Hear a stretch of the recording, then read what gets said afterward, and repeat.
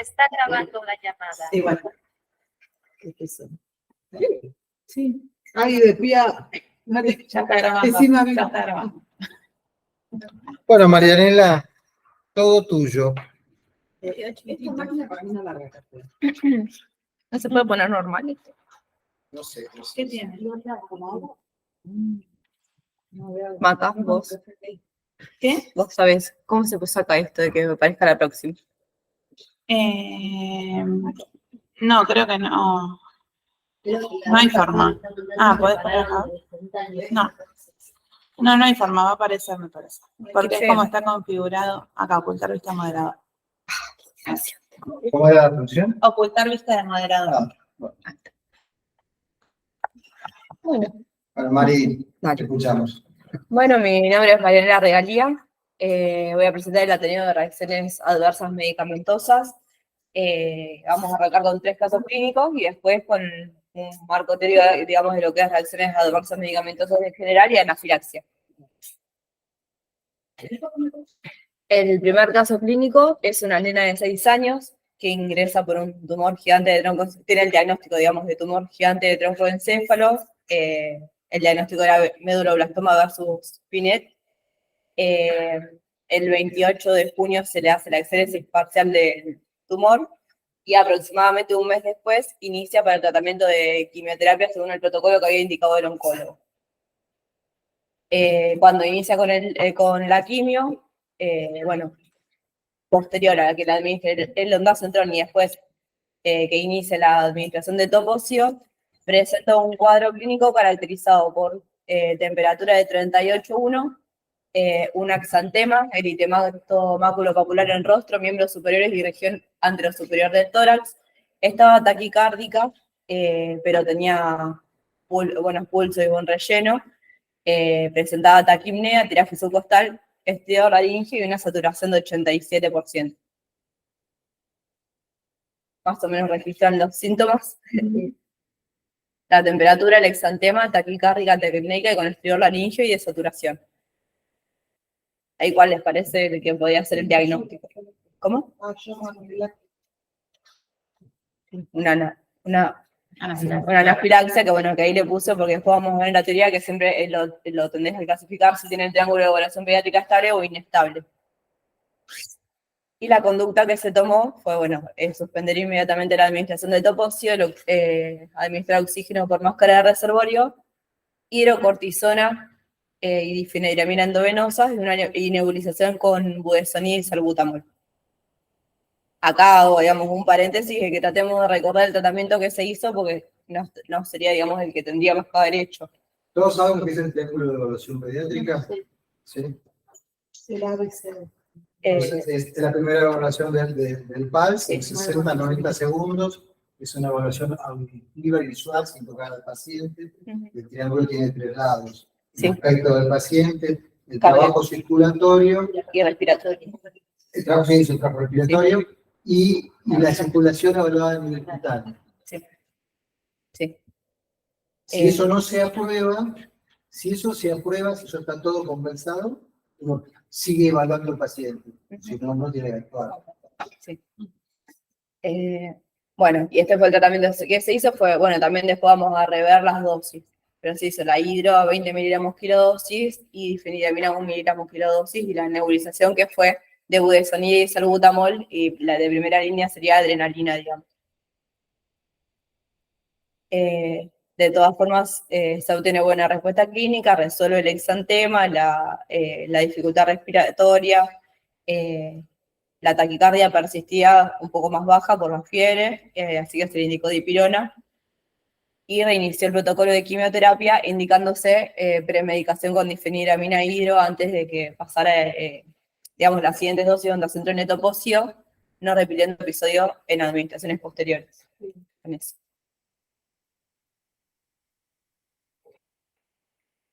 Pues el siguiente caso clínico es un nene de 14 años de edad que tiene diagnóstico de leucemia linfoblástica aguda.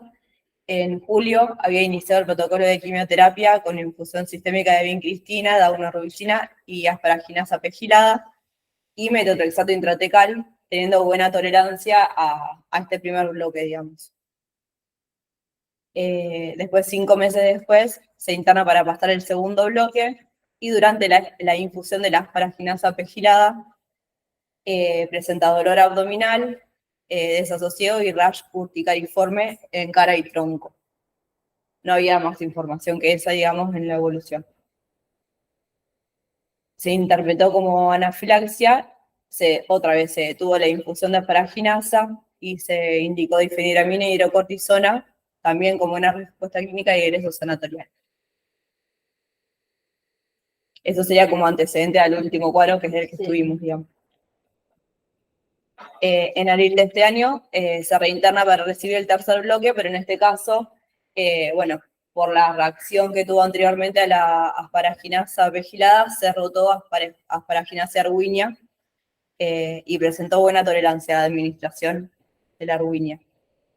Pero al pasar la segunda dosis, que fue 3 días después, presentó otro episodio de odinofagia, epigastralgia y rayo urticariforme en cuello y parte superior del tórax, y se hizo la misma conducta que habíamos hecho previamente, digamos, difeniramina y hidrocortisona, y con buena respuesta clínica se otorgó el egreso sanatorial. Acá lo que me decía Clau es que le habían quedado algunas dudas, digamos, de si había sido o no una anafilaxia. Entonces, como era, digamos, como es uno de los pilares del diagnóstico, del tratamiento, digamos, de la RDAB, se intentó mantener el tratamiento con la asparaginasa, digamos, pasándole premedicación. Dice que en realidad lo que hubiese tenido que haber, lo que se podría haber hecho es el dosaje de la actividad de la enzima, pero acá no está disponible, digamos, en nuestro medio. Lo que se recomienda es cuando uno tiene un fármaco, Sí. la medicina, para hacer algo como afecta y uno no tiene alternativa de tratamiento, no suspender ninguna dosis, porque cuando se produzca la próxima, si haces una pausa y volvés a enfrentar la reacción en mayor. Si lo tenés que aguantar, lo aguantás todo lo que podés, con microcortisona, con Benadryl, con lo que sea, pero no lo suspendas, porque si lo suspendés es para suspenderlo de forma definitiva. Así que bueno, se volvió a intentar hacer el tratamiento con la asparaginasa argüinia y bueno, ahí el nene presentó odinofagia, que decía que tenía molestias para tragar, tos perruna persistente, estaba taquicárdico con las extremidades frías, cenosis subungual, tenía un dolor abdominal intenso asociado a náuseas y el exantema eritemato macular vitropresión positiva confluente en la región superior y anterior del tórax. El diagnóstico también con el triángulo de evaluación pediátrica estable. Y en este caso, bueno, sí, se colocó el oxígeno con máscara de reservorio, se administró la dosis de adrenalina a 0,3 mililitros, él pesaba 80, o sea que debería haber pasado 0,5 en realidad, que es la dosis máxima, y se aplicó en cara anterolateral de muslo. Dexametasona nebulizada, bueno, podemos ver también que la de primera línea es adrenalina, y se colocó un monitor y se fue reevaluando al paciente en forma seriada después del episodio, evidenciándose una mejoría clínica progresiva. Continuó bajo control clínico y evolutivo por 2 horas y después se otorgó el egreso sanatorial, que también vamos a ver que el control debería haber sido por mínimo de 6 horas. Se retiró la aspergilasa argüinia del protocolo de quimioterapia después de esto. Bueno, como habíamos dicho, ¿Cómo se llama es la una adrenalina en pediatría? ¿Cómo? Por supuesto que en pediatría hay de prematuros a personas con peso de 80 kilos, pero en general, en una sala pediátrica, ¿en qué concentración se usa la adrenalina en pediatría? ¿Cómo viene habitualmente? La ampolla. ¿Pero cuánto viene ahora? La ampolla es 1 litro, 1 miligramo, que viene la ampolla de 1 Viene mililitro. unos 1000, Claro. 1000, uno lleva siempre unos 10.000. Claro. ¿Eh? En general es 0,1 mililitro, Sí. la dilución 1,10. ¿Eh? Claro, pero en este caso es, digamos, sin diluir. No, está bien, porque eso puede ser 80 kilos. Claro, pero porque es la intramuscular, digamos. Está bien. Bueno, es como por la... En este caso lo hacen, ¿cómo? Porque dice 0,3 mililitros, porque quería ver si está diluido. No, no está diluido. Porque se pasa puro para anafilaxia. Intramuscular sin diluir. Claro, serían 0,3 miligramos. Se diluye para la nemo. No podés pasar.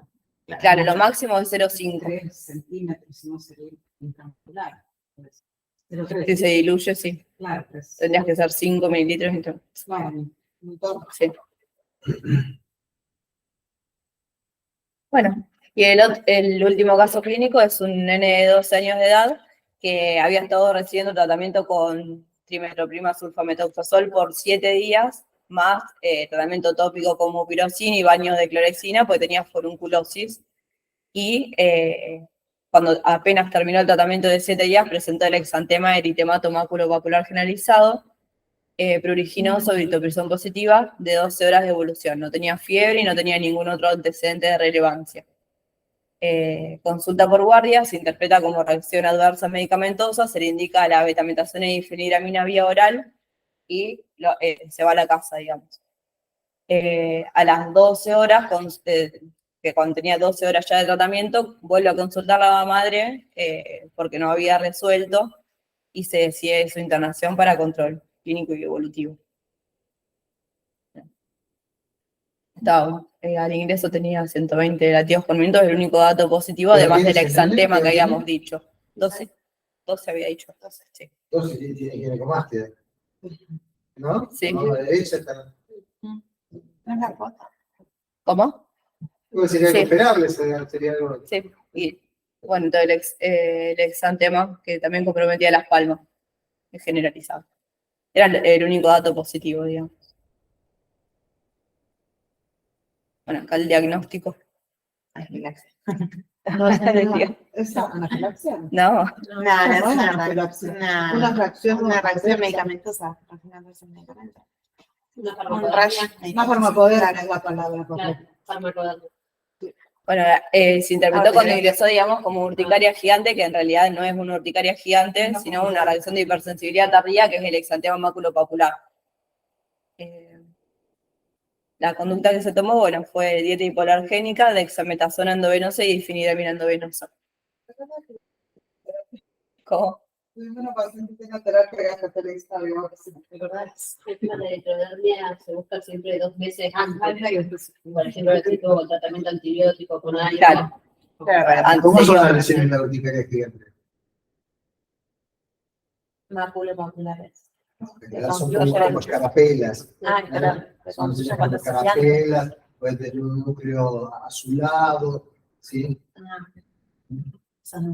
Porque acá vemos muchos diagnósticos diagnósticos dentro del todo, el diagnóstico de urticaria gigante.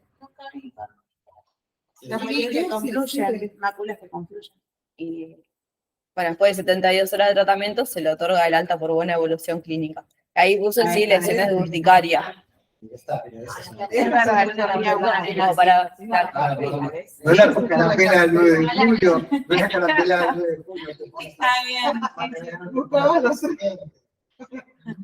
Sí, sí, sí, es verdad. esas sí son las lesiones, digamos, urticarias que nada que ver, digamos, al exantema. Claro, nada que ver. Claro. Ovalada. Ahí está. El de la pancita de Sí. materiales. Bueno, ahora vamos a ver un poco de lo que es reacciones adversas medicamentosas, digamos. Según la Organización Mundial de la Salud, es toda reacción nociva y no deseada que aparece luego de la administración de un fármaco a las dosis usadas habitualmente para prevenir, como pueden ser las vacunas, digamos, diagnosticar como los medios de contraste o tratar alguna enfermedad o para modificar cualquier función biológica. Y además tiene que existir la sospecha de que haya una asociación, digamos, entre la reacción nociva no deseada y el medicamento. Remarca, digamos, que es la dosis utilizada habitualmente porque no incluiría, digamos, lo que es las reacciones nocivas por sobredosis. Claro.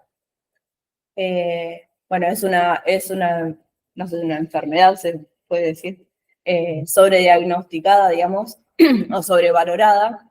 El 10% de los papás aseguran que su hijo tuvo alguna reacción de hipersensibilidad a algún fármaco.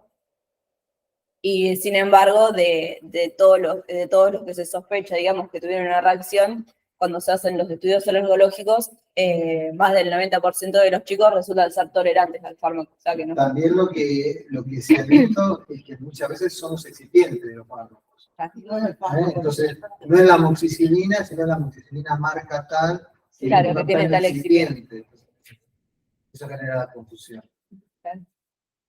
Y hacer un correcto diagnóstico, digamos, es importante no solamente para evitar reacciones graves, evitando la administración del fármaco, sino también para evitar una restricción innecesaria que pueda afectar la salud del paciente, como es, bueno, en el caso de la paraginasa, y aumentar el costo sanitario, porque generalmente los fármacos de segunda línea son más caros que los de primera, digamos. En pediatría, los fármacos que más frecuentemente están implicados en las reacciones adversas medicamentosas son los antibióticos beta-lactámicos, seguidos por los AINES, antibióticos no beta-lactámicos, y más infrecuente anestésicos, quimioterápicos, medios de contraste y vacunas. Hay algunos factores que aumentan el riesgo de desarrollo de alergias, como son, bueno, es más infrecuente, digamos, que se produzcan en edad pediátrica que en edad adulta, más frecuente en sexo femenino. Como decía Juan, los tratamientos discontinuos aumentan el riesgo, también los tratamientos recurrentes con los mismos fármacos, dosis altas, duraciones prolongadas de tratamiento, porque aumentan la sensibilización. La vía de administración es importante. Bueno, por ejemplo, te ponen el ejemplo de la penicilina, que cuando se administra vía tópica es altamente inmunogénica. Y después actúan como factores de riesgo, bueno, tener antecedentes familiares de alergia a fármacos, que aumentan 10 veces la posibilidad de que el nene tenga una reacción alérgica. El antecedente de reacciones alérgicas previas, de infección por determinados virus, como el VIH, el virus Epstein-Barr, el herpes por la hiperestimulación de los linfocitos. Y bueno, acá había una discordancia que en este caso te decía que el asma y las enfermedades atópicas generalmente no constituían un factor de riesgo, pero y que sí podían agravar en caso de producirse una reacción adversa, pero después cuando habla de anafilaxia lo que te dice es que actúa como un cofactor, digamos, que aumenta la posibilidad de que se produzca. Las distintas reacciones adversas se dividen en tipo A, B, C y D. Las tipo A son las más frecuentes, que son predecibles porque se asocian a la actividad intrínseca del medicamento y generalmente se da cuando hay un aumento del efecto farmacológico que era deseado, digamos, pero está exacerbado, como es el caso de la hipoglucemia con administración de insulina a las dosis habituales. Generalmente son efectos dosis dependientes y se pueden evitar usando dosis apropiadas para este paciente.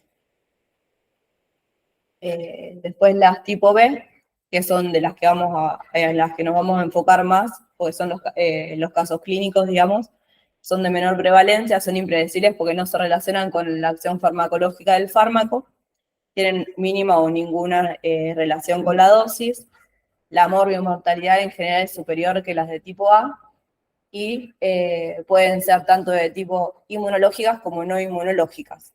Y las inmunológicas generalmente se asocian con algún defecto congénito del metabolismo, alguna deficiencia adquirida de alguna enzima. Bueno, y las reacciones tipo B son las mediadas por mecanismo inmunológico, que son las reacciones de hipersensibilidad tipo 1, 2, 3 y 4, que son las que nos vamos a enfocar después. Y bueno, después están las reacciones tipo C, que es el aumento de la frecuencia de la aparición de una enfermedad, que generalmente aparece con el uso prolongado de un fármaco, y es difícil establecer, digamos, probar la asociación del fármaco con el medicamento porque no suele haber secuencia temporal que lo sugiera, digamos. Y la tipo D incluye la carcinogénesis y la teratogénesis. Dentro de las reacciones adversas tipo B, mediadas por mecanismos inmunológicos, como habíamos dicho, bueno, se dividen en las que son de tipo inmediato, que es la tipo 1, y las reacciones de hipersensibilidad tardía, que abarcan a la tipo 2, 3 y 4. La tipo 1 está mediada por IgE y bueno, la granulación de mastocitos y eosinófilos es de carácter inmediato, como dijimos, aparece habitualmente dentro de la primera hora, pero puede aparecer en las primeras 6 horas, independientemente de la vía de administración. Incluyen la urticaria, que es la más frecuente, que es la aparición brusca de abones o ronchas urticarianas, que son áreas de edema y eritema, generalmente pruriginosas y de persistencia también variable. Generalmente es que aparecen en una localización, desaparecen, aparecen en otras, digamos. El angioedema, que generalmente aparece asociado con urticaria y no aislado, compromete capas más profundas de la dermis y puede afectar mucosas, dando más dolor que prurito, como es el caso de la urticaria. Habitualmente lo que se ve es el edema palpebral, el edema de labios y de lengua, digamos. Después, los cuadros respiratorios como broncoespasmo, laringotraqueitis, rinitis, conjuntivitis, la anafilaxis y shock anafiláctico y clínica gastrointestinal aguda. Estarían incluidas dentro de las reacciones de hipersensibilidad tipo 1.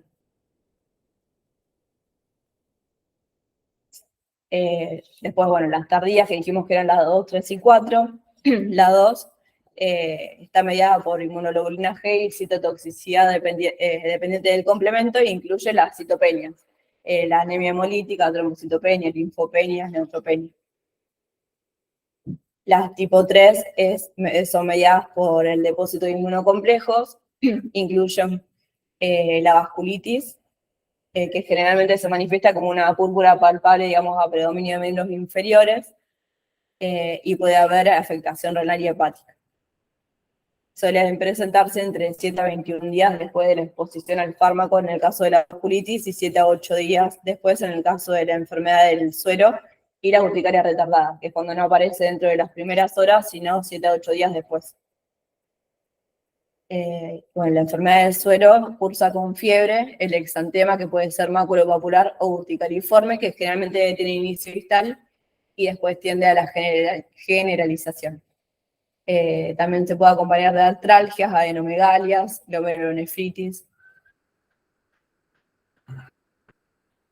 Y por último, las tipo 4, que se dividen en 4 también por el mecanismo inmunológico implicado, que incluyen la mediada por linfocitos T helper 1 con reclutamiento y activación de monocitos, dentro de los cuales se incluye el eczema de dermatitis de contacto, las mediadas por los linfocitos T helper 2 y reclutamiento y activación de eosinófilos, que incluyen lo que vimos nosotros, el exantema maculopapular, y el DRES, que es el exantema cutáneo con eosinofilia y síntomas sistémicos, que después lo vamos a ver.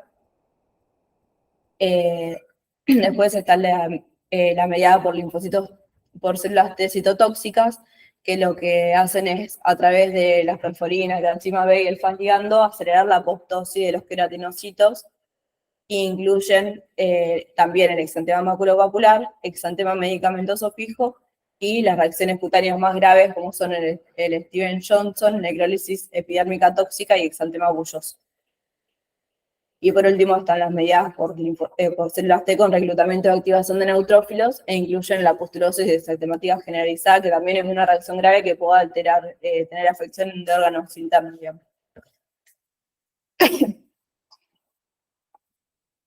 Bueno, en nuestro caso clínico era el exantema maculopapular, que generalmente es una erupción que se presenta de manera brusca, con amplia distribución de maculopápulas pequeñas, redondas y ovaladas, eritematosas, que tienden a confluir y se acompañan de prurito.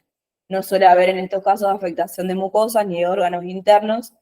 Suele aparecer a partir de los 3 o 4 días de la exposición. En el caso clínico era después de 7 días de exposición. Suele durar varios días, puede descamar en la fase de resolución y la evolución generalmente es benigna. Por eso por ahí también habría que replantearse si por no responder en 12 horas al tratamiento era necesaria, digamos, la internación también. Porque se internó, estuvo 3 días internado con difenidramina y dexametasona.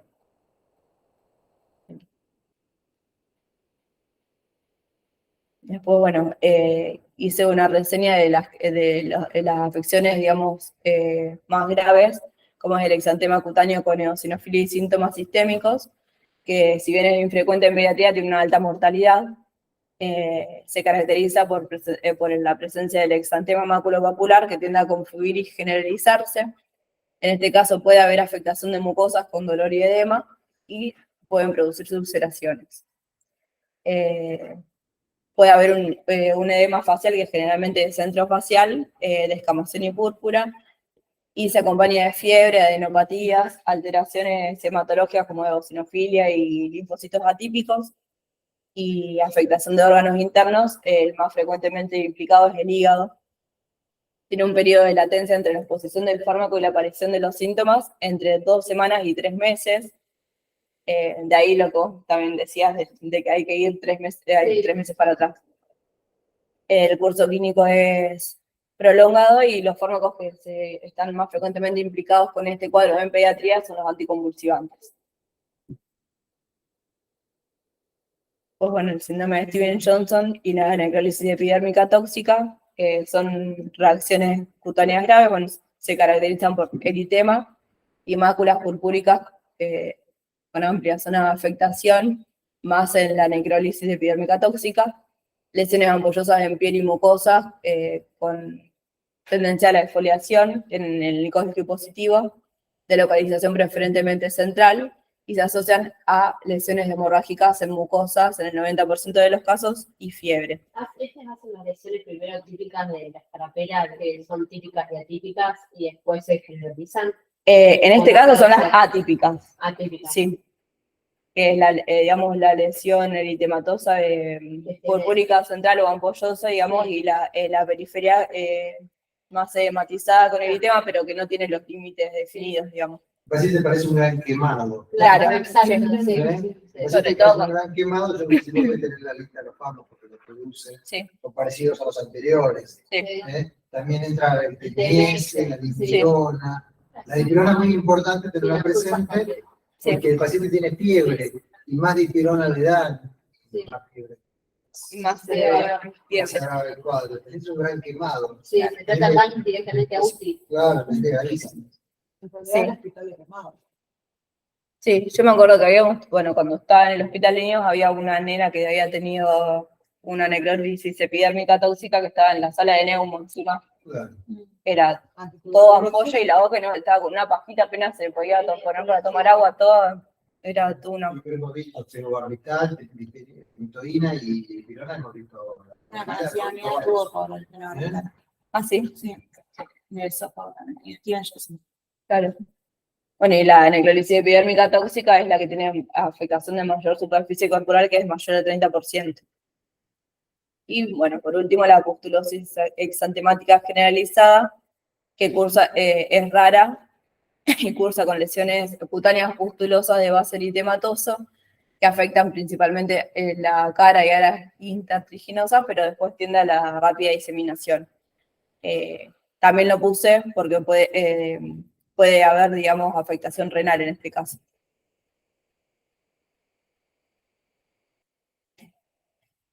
Bueno, ahora, ¿cómo sería el diagnóstico, digamos, de la reacción adversa medicamentosa? Que en atención primaria o en consultorio, o acá, digamos, sería mediante anamnesis y examen físico. La anamnesis para recabar los datos, digamos, de si tienen antecedentes personales de reacciones previas o familiares de reacciones a medicamentos, para qué le indicaron el fármaco, cuándo inició con el fármaco, después si el brote cuántos días después del inicio o de la finalización del tratamiento apareció, si hay antecedentes de atopía. Si anteriormente recibió el mismo fármaco o algún fármaco del mismo grupo de químico, digamos, y presentó alguna reacción similar. Y después en el examen físico la descripción de las lesiones cutáneas con la morfología de la lesión. La extensión, cronología, duración, y si tiene síntomas acompañantes como el prurito y si hay afectación de algún órgano interno.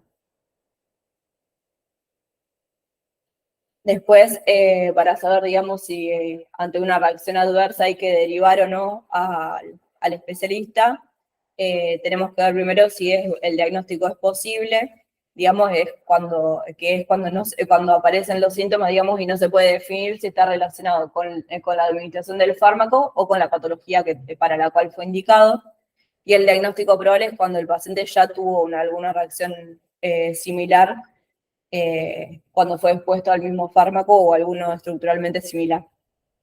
Y bueno, el diagnóstico definitivo se establece ya cuando se le hacen las pruebas de alergología, digamos. Entonces, cuando tiene el diagnóstico probable, que es que ya había tenido alguna reacción similar, se deriva siempre al alergista. Y en el caso de que sea un diagnóstico posible, que no se puede definir bien si tiene o no asociación con el fármaco o con la enfermedad, solamente se van a derivar cuando son de tipo inmediato, aunque no sea una anafilaxia, sino que sea una urticaria nada más. Y si se trata de reacciones de tipo tardío, que no se consideran benignas o leves, como las que vimos recién.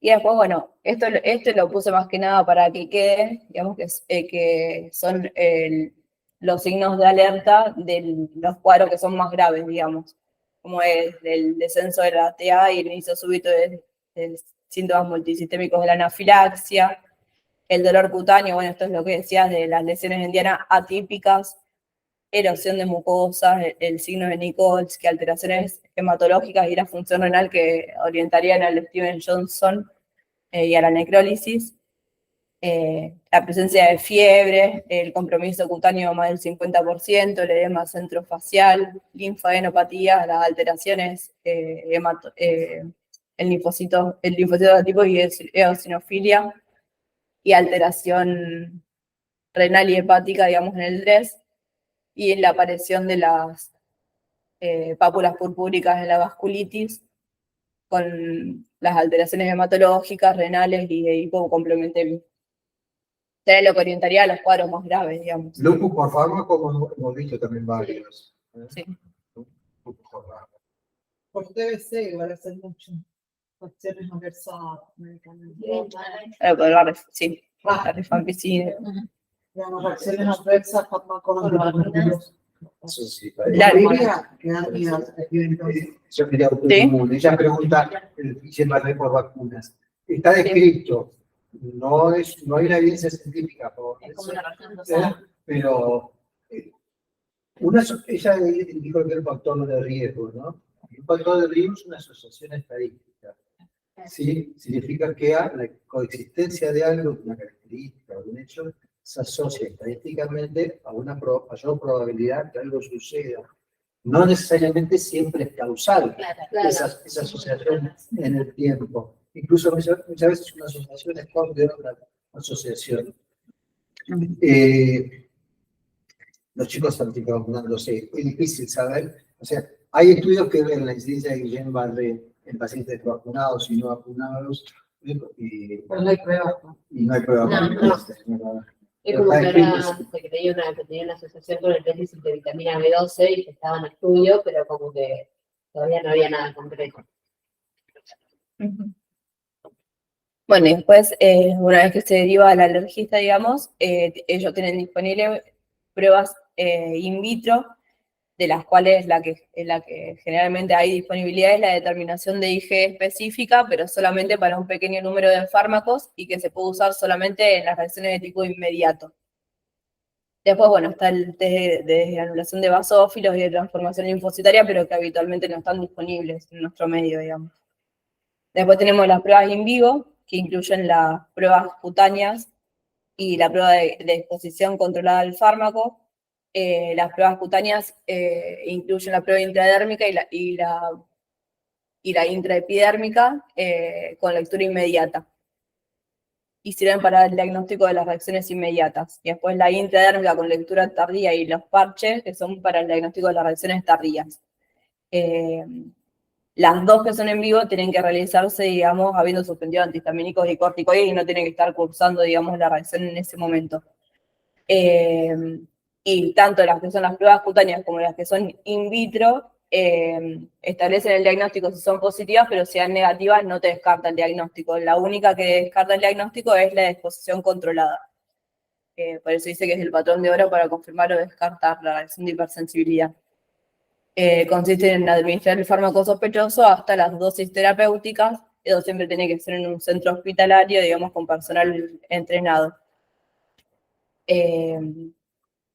Y bueno, a veces es la única prueba disponible al no disponer de preparaciones para las pruebas cutáneas y es la única que se podría usar para el diagnóstico de las reacciones no inmunológicas no alérgicas, como es la intolerancia cruzada a INES.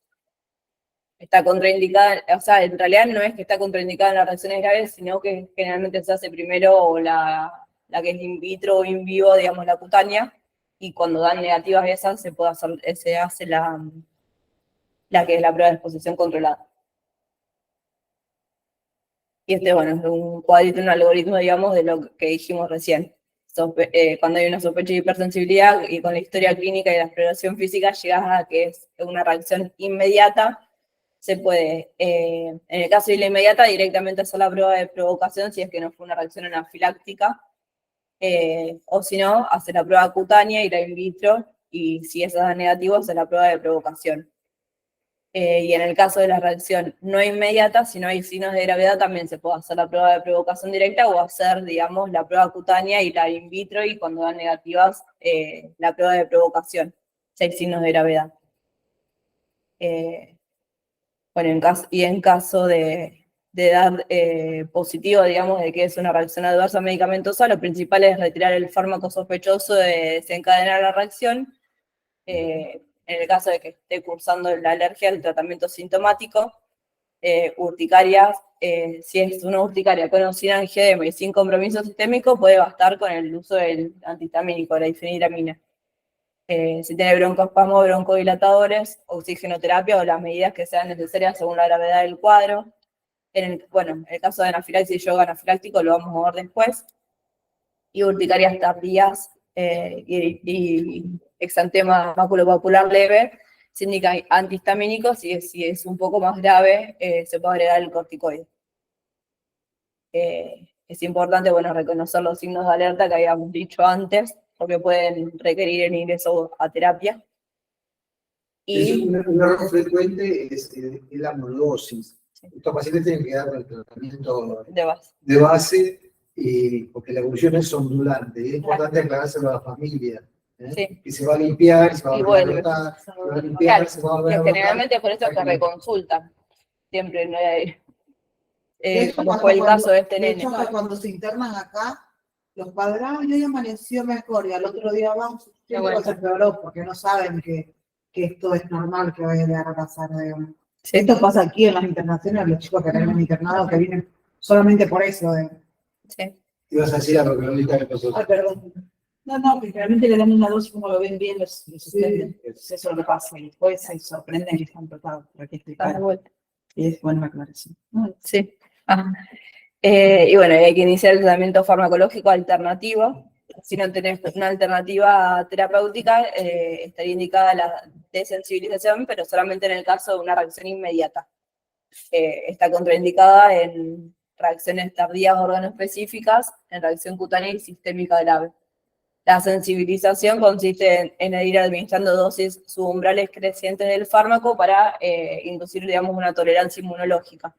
Y también es un procedimiento de riesgo que tiene que ser hecho en ámbito hospitalario o controlado por el alergista, digamos.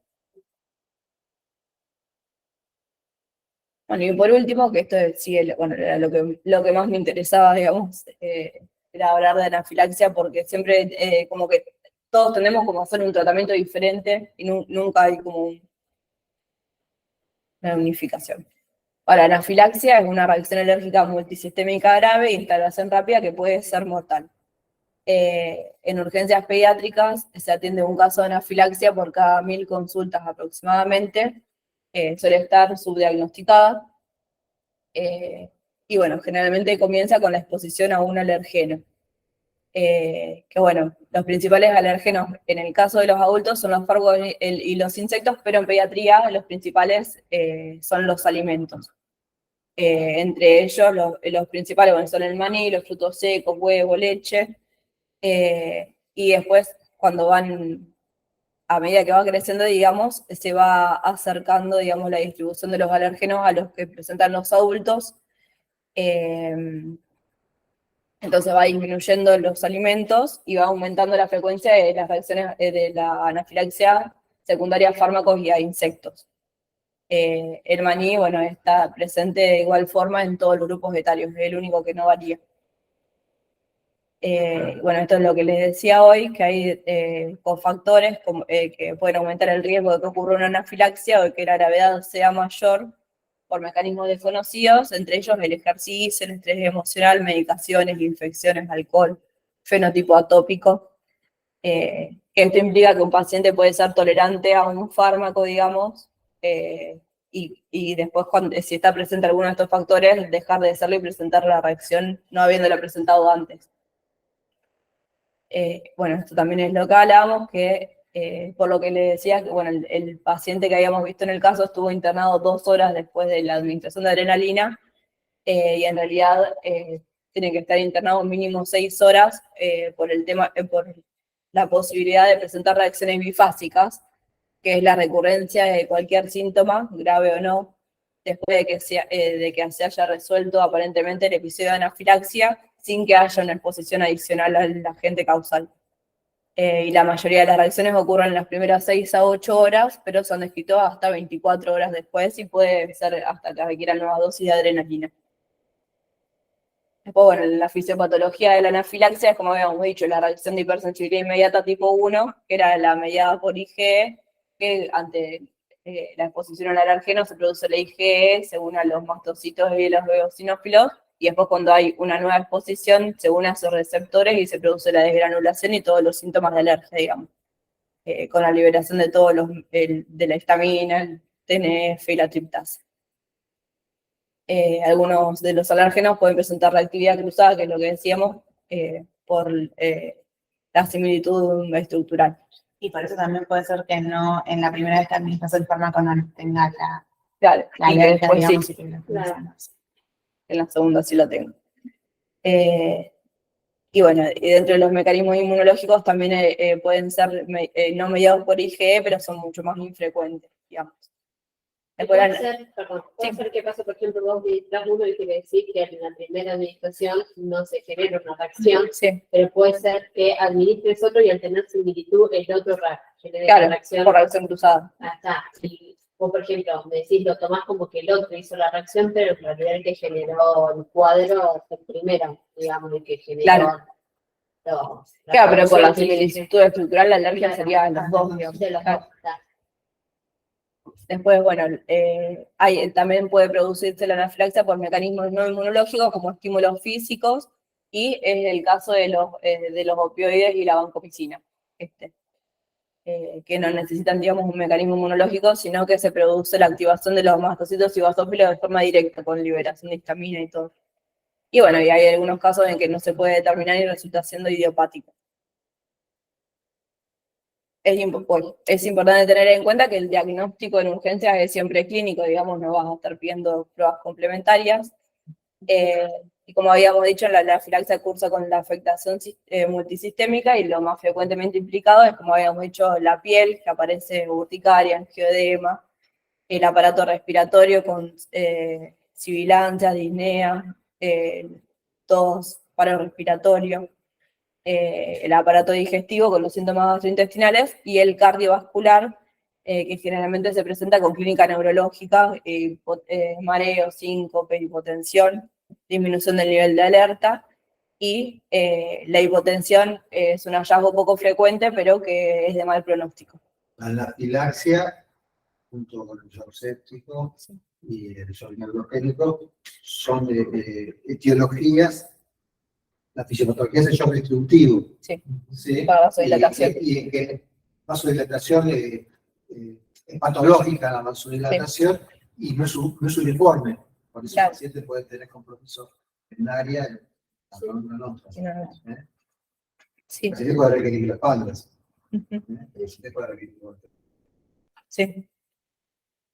Bueno, hay 3 diferentes criterios diagnósticos. El primero, bueno, es el diagnóstico de anafilaxia por el inicio agudo de un síndrome que afecta a piel y mucosas, más el compromiso respiratorio digamos, el compromiso cardiovascular. Después el criterio 2 es la aparición rápida de 2 o más de los síntomas, digamos, luego de la exposición a un alergeno potencial. Y esos son la afectación de piel y mucosas, que puedo no estar presente, compromiso respiratorio, cardiovascular y gastrointestinal. Tienen que haber 2 que estaban presentes en los 2 primeros casos. Y el tercer criterio es el descenso de la tensión arterial minutos u horas después de la exposición al alergeno ya conocido. Bueno, cuando estamos frente a una sospecha de anafilaxia, digamos, sabemos que puede tratarse de una anafilaxia activa, que en ese caso siempre tiene un triángulo de evaluación pediátrica inestable, que fueron nuestros casos clínicos, digamos, o puede haber, porque en este caso estaban internados, digamos, nosotros vemos cuando ya se desarrolla, pero a veces vienen de la casa, digamos, y ya consultan con los síntomas resueltos espontáneamente, que en ese caso va a tener un triángulo de la evaluación pediátrica estable.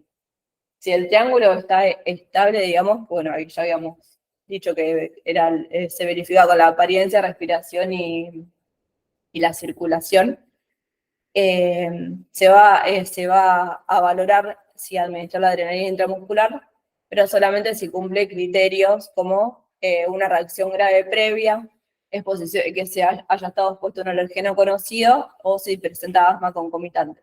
Si no, solamente se va a indicar corticoides y antihistamínicos para los síntomas cutáneos. Se va a realizar la observación mínimo por 6 horas desde que desaparecieron los síntomas y se va a dar el alta con las recomendaciones y el control con la alergología.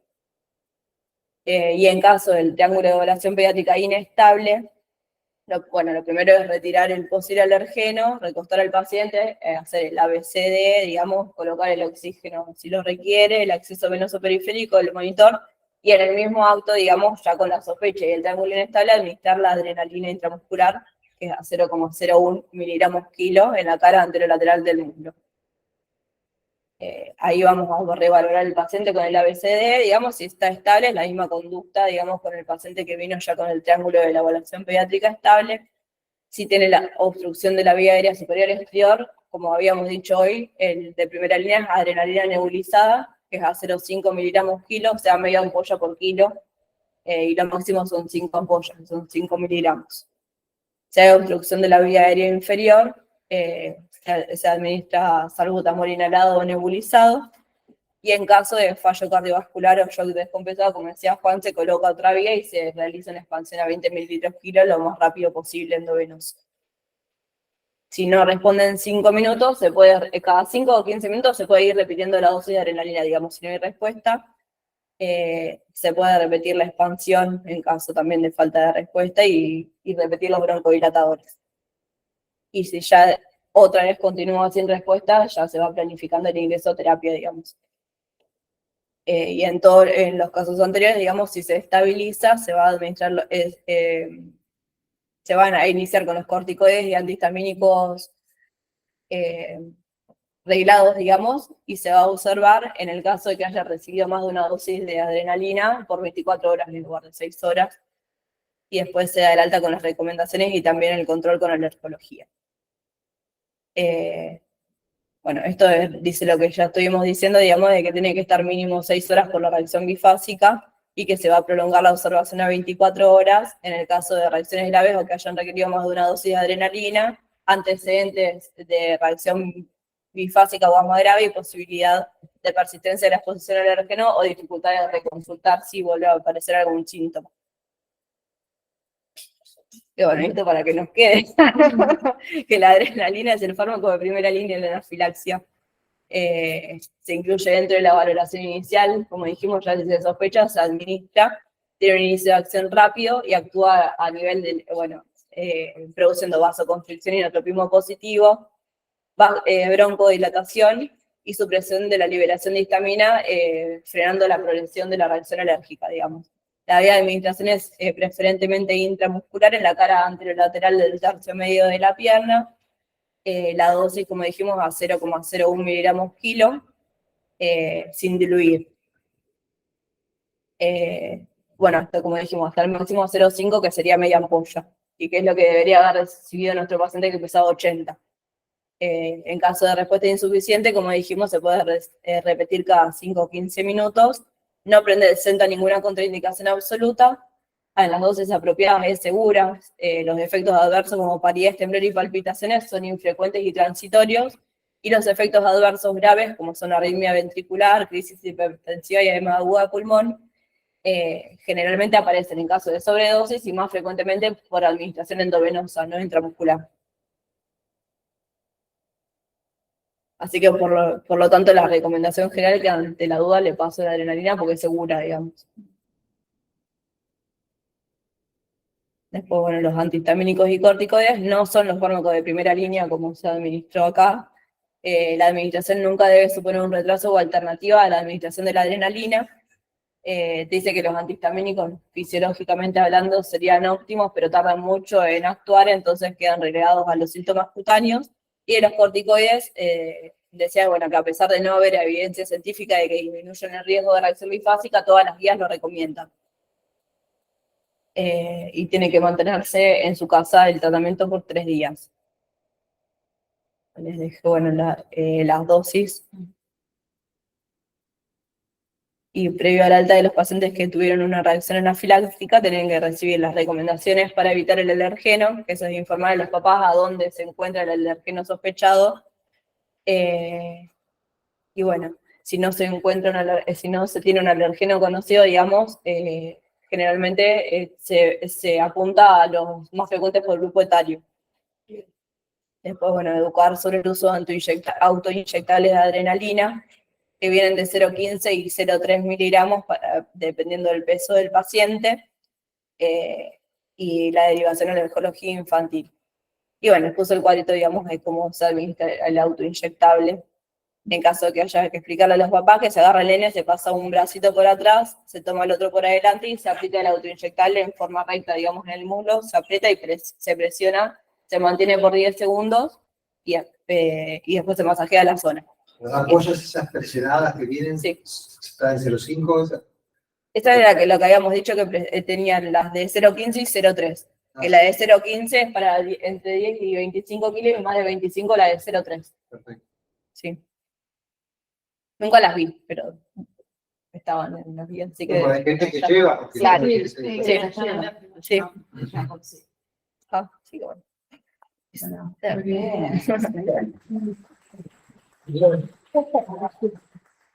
es la famosa la cancela.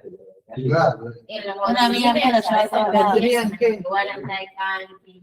claro, sí. Una amiga mía lo lleva en la mochila porque es alérgica a todo y se le van como desatando alergias que no sabía y va con toda adrenalina. Bueno, excelente. Muchas gracias. Abandonar la llamada. Finalizar.